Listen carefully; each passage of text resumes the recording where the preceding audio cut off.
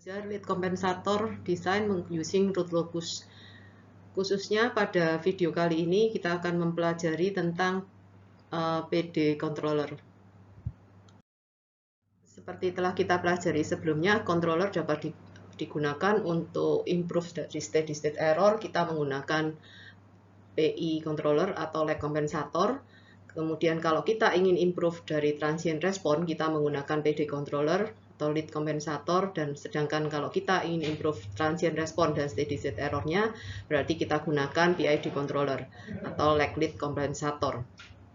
Kali ini kita akan mempelajari tentang bagaimana kita ingin improve dari transient response, khususnya untuk yang PD controller. Konsep dasar dari controller di sini, ini kita akan menambahkan zero pada plan kita. Jadi kalau kita sudah mempunyai plan di sini G3, kemudian kita mempunyai original controller kita G2, maka kita menambahkan kompensator kita pada posisi ini di G1. Kita menambahkan satu zero, di mana ini adalah zeronya adalah kita set C, S sama dengan minus set C. Nah, berikut ini kita akan mencoba melihat suatu sistem apabila kita tambahkan kompensator berbentuk kita tambahkan kompensator derivatif atau zero kita tambahkan pada sistem kita. Jadi misalnya kita mempunyai sistem yang tanpa kompensator, kita gambarkan lokusnya bentuknya seperti ini. Jadi kita pull open loop transfer function kita, pullnya adalah S sama dengan min 1, S sama dengan min 2, dan S sama dengan minus 5 di sini.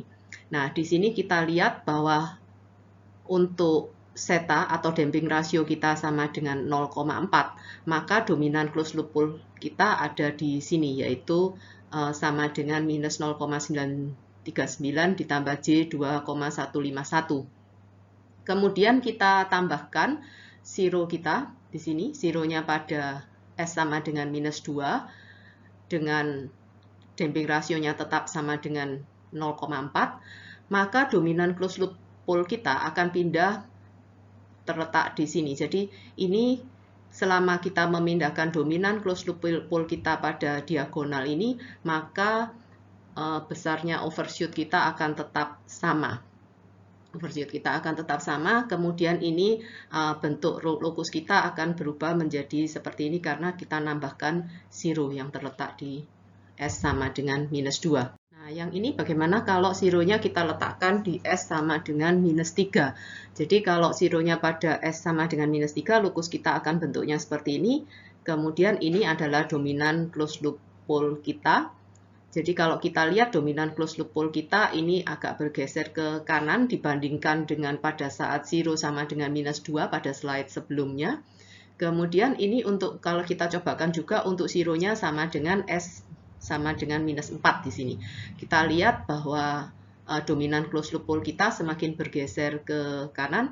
Kita ketahui kalau pada satu garis diagonal di sini, yaitu pada damping rasio sama dengan 0,4 ini, letak dominan closed loop pull kita semakin ke kanan, berarti nanti akan mempengaruhi respon transient yang akan kita lihat pada slide berikut ini. Nah, ini kita lihat transient response kita. Yang ini adalah gambar dari sistem tanpa kompensator. Kita lihat bahwa transient responnya lambat di sini.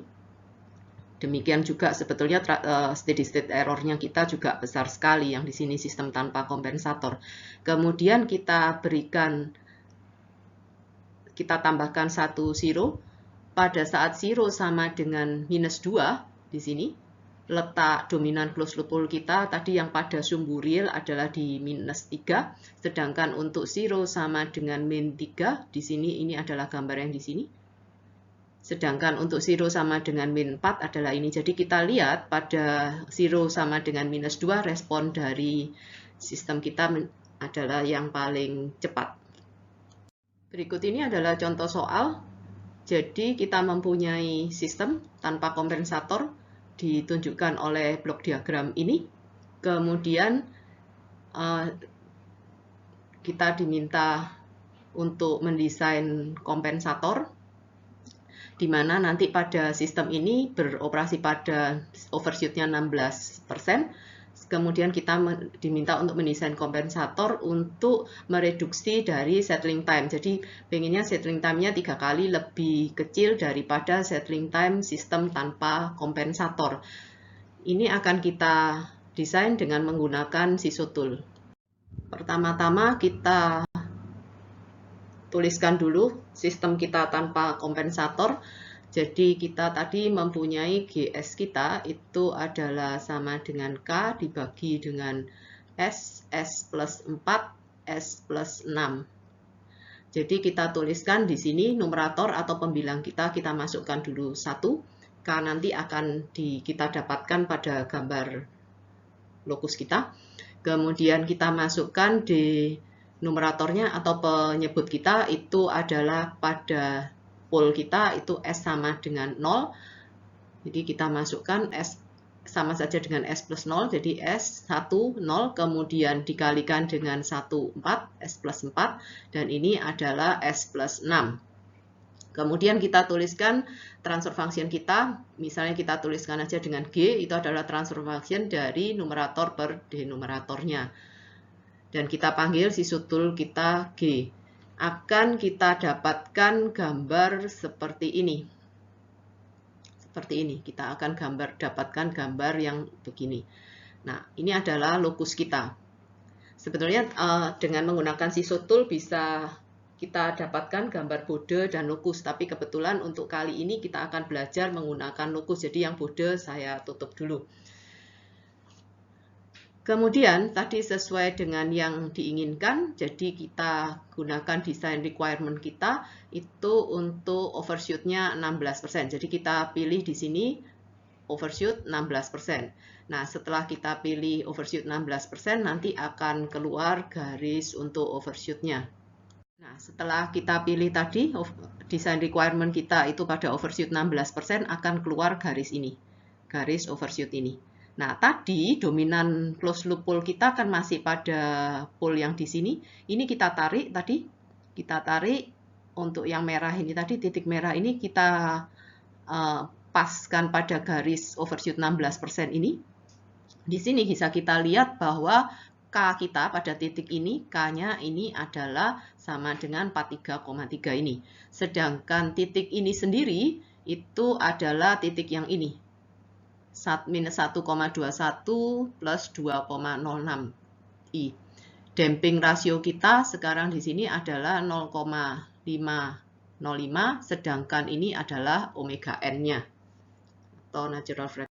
Nah, dari gambar yang ini sistem tanpa kompensator kita seperti pada slide sebelumnya tadi, kita sudah tahu bahwa letak dominan closed loop pool kita itu ditunjukkan oleh ini minus 1,21 plus J2,06, sedangkan ini adalah damping rasionya dan ini adalah omega n kita.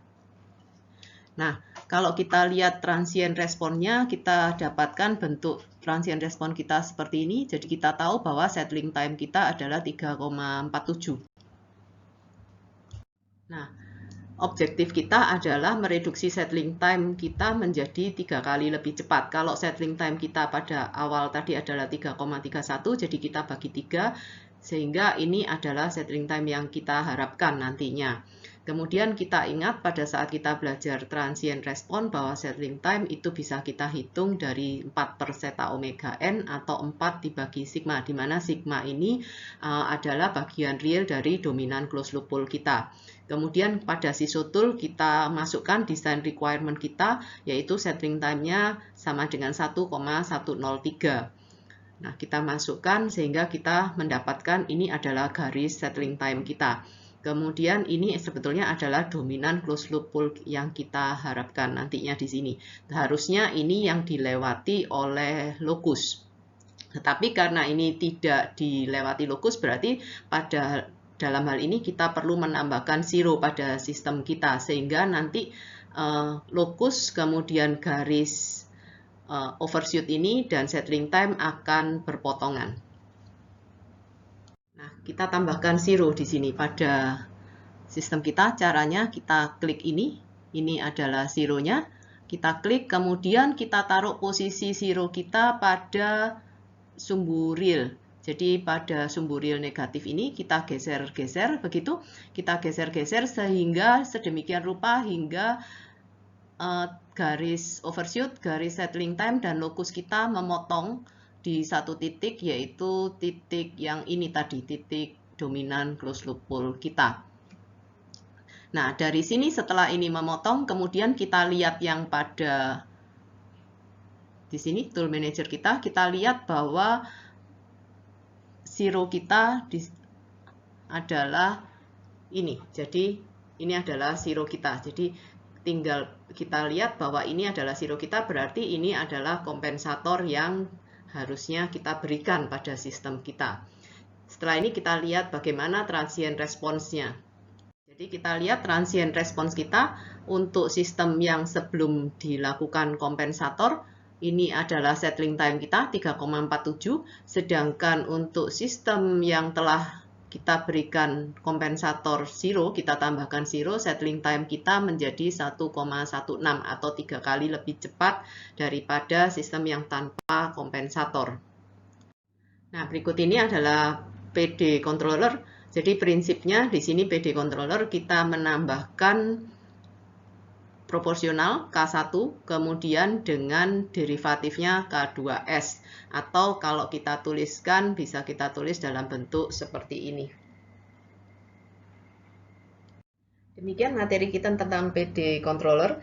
Pada video berikutnya kita akan belajar tentang lead kompensator, karena sebetulnya pada passive network kita tidak dapat menggunakan hanya single zero saja, tetapi harus ada pole dan zero seperti halnya waktu kita belajar lag kompensator sebelum ini.